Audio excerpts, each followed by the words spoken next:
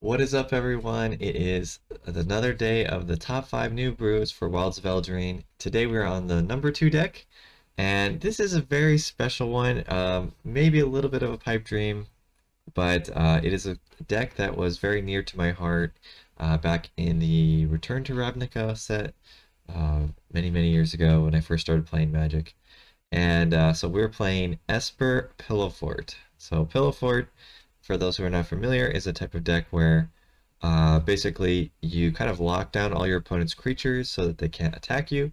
And then meanwhile, you have some win con on your board that you're using each turn to slowly get you closer to winning the game.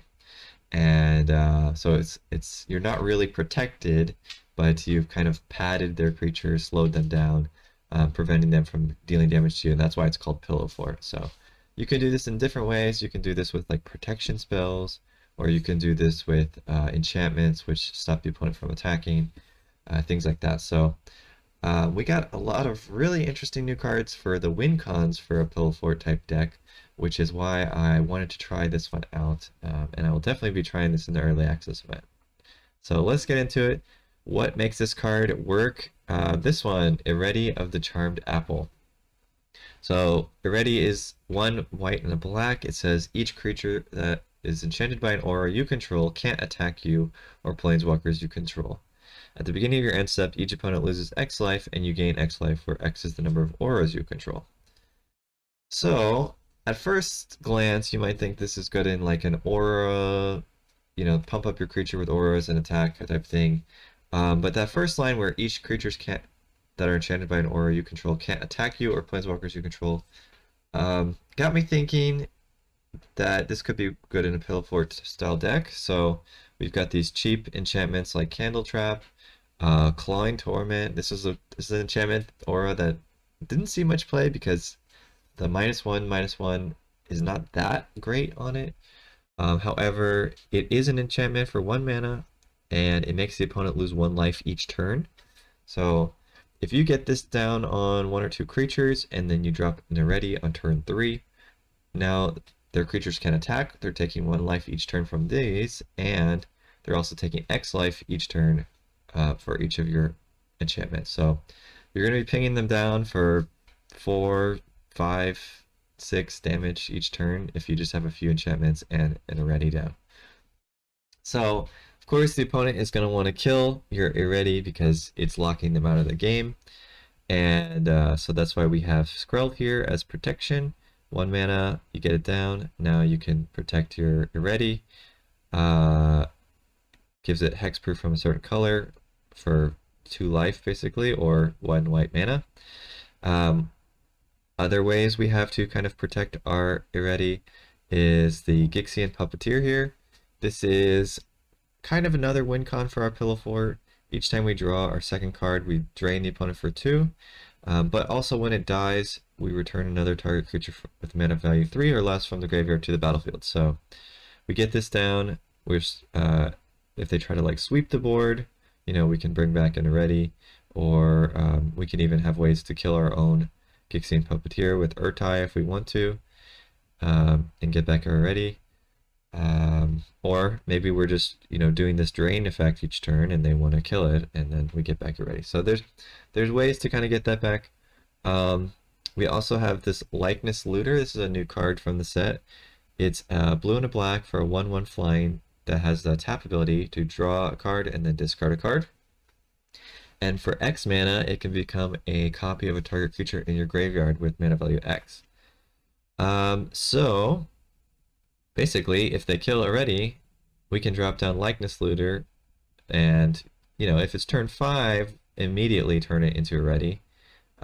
If it's not turn 5, then we'll have to wait a turn, etc. But potentially you could drop an enchantment turn 1, drop a Likeness Looter turn 2, even use the Likeness Looter to help you find your Iredi if you need to, and then turn 3 drop Iredi down. So yeah, I tried to kind of cover the bases of redundancy. Essentially, we almost have like 8 Iredis because we have the Gixian Puppeteer, the Likeness Looter, and we also even have a Cruelty of Gix as the last resort to help us find our Iredi or to help reanimate our Iredi from the graveyard. So it's kind of a catch-all right there. And we also are running Faithful Mending to kind of, slow the game down, gain us some life, find our, win con here. It also ties in really well with Shieldred and with Gixia Puppeteer to get our draws in and drain the opponent. And then the final piece of the deck, which really, really makes this Pillowfort kind of idea work, is this one, Asinine Antics. It's 2 blue blue. For each creature your opponent control, create a cursed role token attached to that creature. So you can drop it ready on 3. Maybe you're still behind because the opponent's got some creatures you didn't enchant yet. Now you play Asinine Antics on turn 4. All of their creatures are going to have this aura. You're going to start draining them. They can't attack you. They're really going to want to kill you already at that point. So yeah, that's kind of how the game plays out. And worst case scenario, you don't have your ready, but you have your Asinine Antics. You make them all 1/1s. At least you're going to slow down the game a lot, and they can't do a whole lot of damage to you. It has another ability that you can play it at flash speed for 2 more mana, but I don't really think you're going to be doing that very often. Maybe late game, but early game definitely not. So yeah, so that's the main theme.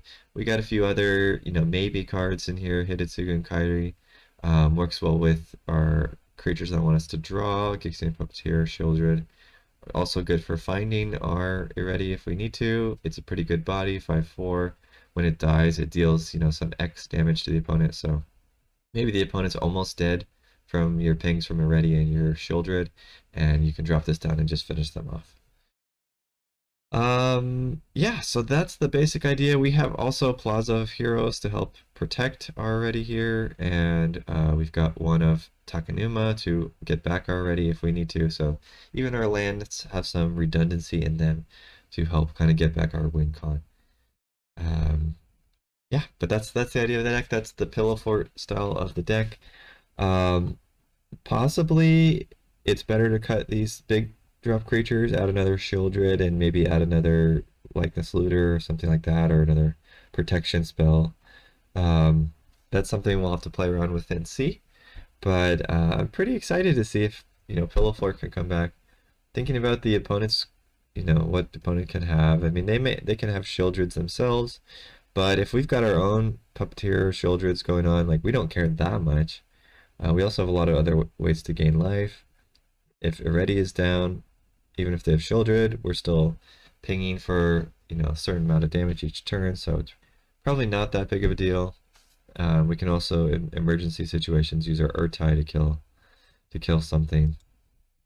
And then the other big things, Traxa, for example. I mean, we're going to turn it into a 1/1, so we also don't care about that. I don't know. The aggro decks, I mean, we already talked about how to deal with aggro with Asinine Antics, so it seems like the current meta should be good. We don't know how the meta is going to change. Is this the perfect version of the deck? Probably not. There's probably a few tweaks, but I like the concept. I think the concept is pretty cool, and I'm really excited to try it. Yeah, but that's it. So that's it for number 2 of the top 5 new brews. We'll have another one coming out tomorrow, and then the early access is on the 31st. So yeah, hope to see you there. Until next time, see ya.